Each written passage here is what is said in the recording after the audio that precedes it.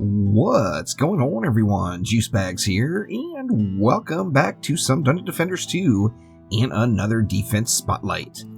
Today, it's time to talk about the Reflect Beams.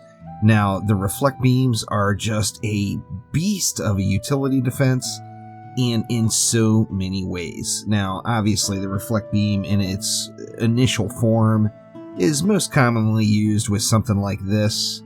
Put it in front of a wall, it grants your wall protection against any ranged mobs, so mobs thrown at your wall. Now, of course, depending on how your placement is, you can still manage to get your wall damaged if you don't place it far enough out or close enough in to whatever it's trying to protect.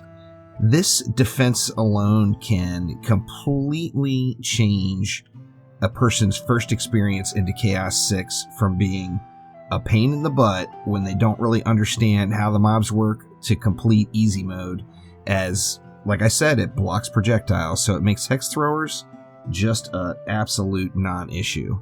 Now, as you progress up and you get some better gear and some better mods, there are just an insane amount of uses for the Reflect Beam.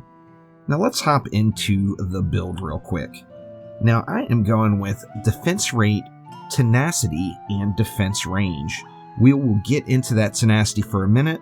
However, only go tenacity if, first off, you've got a 10 out of 10 tenacity and you're willing to throw an amp at it. As you see, this is upgrade level 0 of 5, however it is Chaos 8. The whole objective here is to get the tenacity to 100%. So it's going to cost you 1 C8 amp and 2 million gold if you're at that stage in the game. Now, obviously, a newer player to the game is not going to be at that point, and instead of using tenacity for a newer player, I would probably suggest another damaging type mod. Defense power, any of the defense power type mods will work just fine.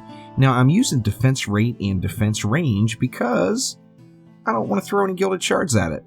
Now, obviously, if you had gilded shards, you could remove those, or if that was like a 10 to 10 defense rate, I could remove that.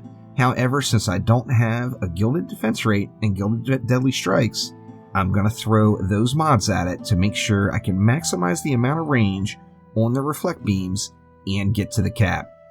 Now, although the Reflect Beams are not generally used anymore as a primary source of damage, they have been in the past, they still put out really, really nice damage, and in some situations, like going through trials, or pardon me, expeditions, the old ways speaking out, you can use these to completely burn a lane, as they're just absolutely beast in that regard. Now, that's why I have that destruction shard in there, to make sure I'm jacking up that amount of damage. Now you look at it, you see 507,000 tooltip DPS, you're like, that's not spectacular. However, remember, this is per torpedo.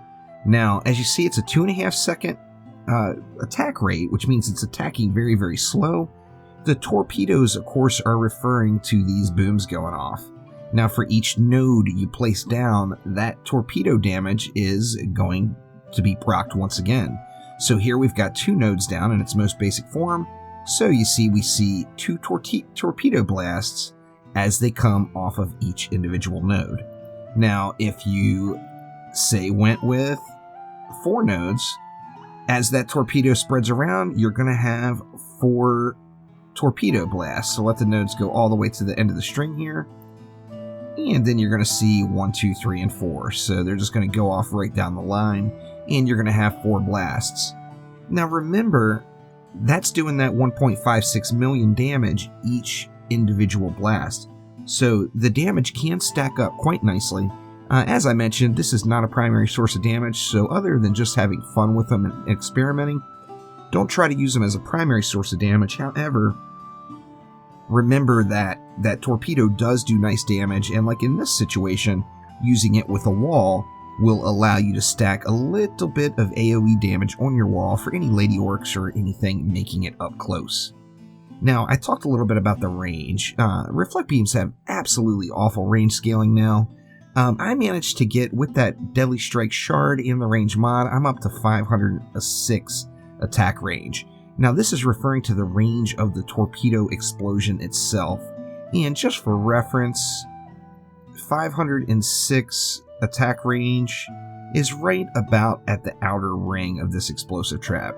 So it's hard to tell the exact range from the animation, but that is about the range you're getting with this quality of a mod and an ungilded deadly strikes. Now, the bigger the range, of course, the more chance it has of hitting bads, as it is a relatively small range, so I want to get as much of that out of the gates as I can. Now, I mentioned tenacity.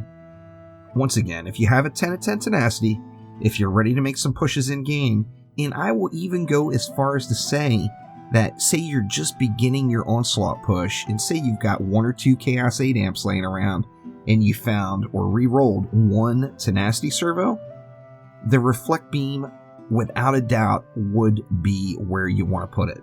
And the reason being is tenacity is 100% tenacity is going to allow a Reflect Beam to completely block cyborg attacks.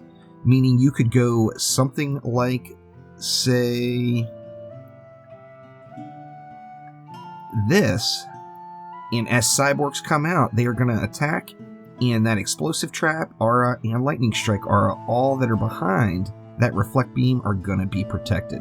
Now, I realize that this is very far off for some people, particularly if you're just beginning the game. However, I've got to include it in this video, as it just can't go without saying. It's just absolutely ridiculous.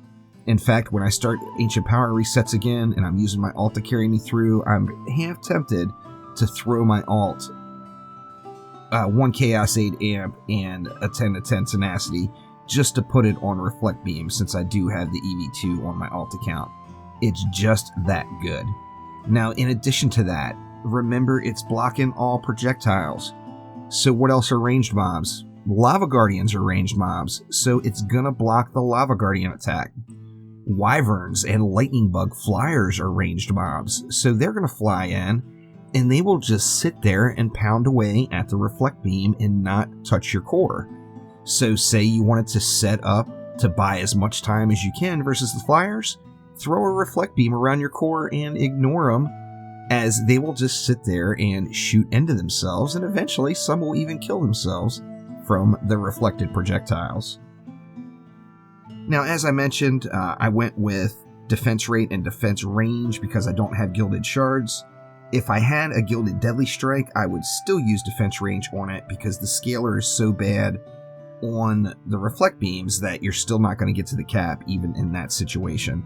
Now, if I did have a gilded defense rate or a 10 out of 10 defense rate, or pardon me, a 10 out of 10 defense rate mod, I would do one of two things. If I had the 10 out of 10 mod, I would get rid of the defense rate shard and go with some more power. So I'd probably put something like Vampiric Empowerment in the mix. Now, say I had a gilded defense rate shard, then I could completely lose the mod and then stack something else. So more power, whatever the case, any other mod will work in that situation. Now, using Reflect Beams can be just an awesome addition to any build. With the tenacity setup, like I said, it gives you complete cyborg protection, making cyborgs just really easy mode. However, using them on things like cores versus flyers, using them against Lava Guardians, that stuff can be hugely beneficial, particularly as you push into higher onslaught floors and start getting challenged by these mobs. So that will do it for now. Thank you so much for watching. Get your Reflect Beams out, because you know Robo Girl needs all the love. EV2 for the win. Love her all day long. And thank you for watching. I'll see you next time around. Take it easy.